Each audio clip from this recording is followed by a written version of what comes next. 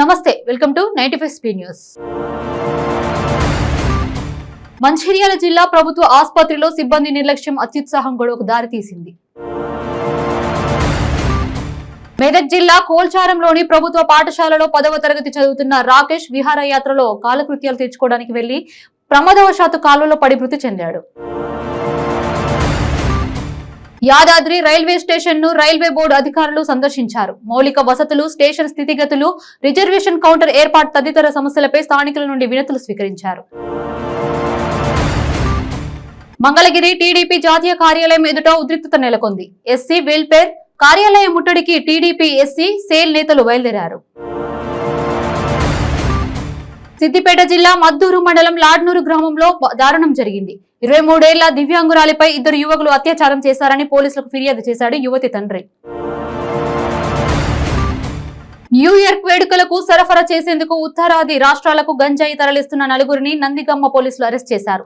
నందిగామ మండలం ఐతవరం వద్ద 70 కేజీల గంజాయి స్వాధీనం చేసుకున్నామని నందిగామ ఏసీపీ నాగేశ్వర్ రెడ్డి వెల్లడించారు. అల్లూరి సీతారామరాజు జిల్లా అంటేనే ప్రకృతి అందాలకు పెట్టింది పేరు. మన్యం ప్రాంతాలైన పాడేరు, వంజంగి హిల్స్ లో అబ్బురపరిచే రమణీయ దృశ్యాలు చూపరులను ఆకట్టుకుంటున్నాయి. అబద్ధాన్ని అందంగా ఆంధ్రప్రదేశ్ లో ప్రచారం చేశారని, అందువల్లనే కాపులకు న్యాయం జరగలేదని బీజేపీ రాష్ట్ర అధ్యక్షుడు సోము వీర్రాజు అభిప్రాయపడ్డారు. రాజమహేంద్రవరంలో ఆయన మీడియాతో మాట్లాడారు. ప్రకాశం జిల్లా కనిగిరి మండలం నందన మారేళ్ల జాతీయ రహదారిపై రోడ్డు ప్రమాదం జరిగింది. మోటార్ బైక్ పై వెళ్తున్న భార్యాభర్తలను లారీ ఢీకొట్టడంతో భర్త గువ్వల నరసింహులు అక్కడికక్కడ మృతి చెందగా భార్య సుబ్బలక్ష్మమ్మకు తీవ్ర గాయాలయ్యాయి. అనంతపురం జిల్లా సింగనమల నియోజకవర్గంలో రాష్ట్ర పీసీసీ మాజీ అధ్యక్షులు సాకి శైలజనాథ్ పర్యటించారు. సింగనమల నియోజకవర్గంలో పెండింగ్ లో ఉన్న నీటి ప్రాజెక్టులు, ఎస్సీ, ఎస్టీ, బీసీ హాస్టల్స్, రహదారులు నిర్మాణం చేపట్టాలని డిమాండ్ చేశారు. వచ్చే ఎన్నికల్లో టీడీపీని అధికారంలోకి తీసుకురావడమే లక్ష్యంగా ఆ పార్టీ జాతీయ ప్రధాన కార్యదర్శి నారా లోకేష్ రాష్ట్ర వ్యాప్తంగా పాదయాత్రను చేపట్టనున్న సంగతి తెలిసిందే. పాదయాత్రకు యువగలం అనే పేరును ఖరారు చేశారు. సూర్యాపేటలో కేంద్ర భారీ పరిశ్రమల శాఖ మంత్రి డాక్టర్ మహేంద్రనాథ్ పాండే పర్యటించారు. సూర్యాపేట నియోజకవర్గ శక్తి కేంద్ర ఇన్ఛార్జీల సమావేశానికి హాజరయ్యారు. కేంద్ర మంత్రికి బీజేపీ రాష్ట్ర ఉపాధ్యక్షుడు సంకినేని వెంకటేశ్వరరావు ఘన స్వాగతం పలికారు. రాహుల్ గాంధీ భారత్ జోడో యాత్రకు వచ్చి స్పందన వస్తుందని AP PCC chief Gidugu Rudraraju అన్నారు. విశాఖ నగరంలో నిర్వహించిన కాంగ్రెస్ 137వ ఆవిర్భావ దినోత్సవ వేడుకలలో రుద్రరాజు పాల్గొని ప్రసంగించారు.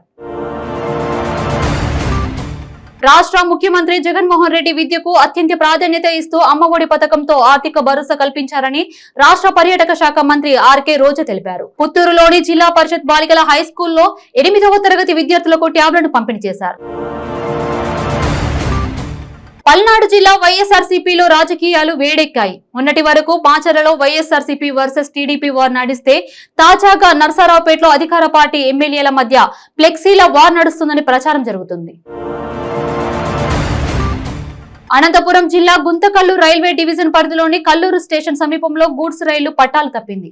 అనంతపురం నుండి గుత్తి వైపు వస్తున్న గూడ్స్ రైలు గార్లదిన్నె మండలం కల్లూరు వద్ద 5వ సైడ్ ట్రాక్ పై వెళ్తుండగా 2 బోగీలను కలిపే కప్లింగ్ రద్దు విడిగిపోయింది.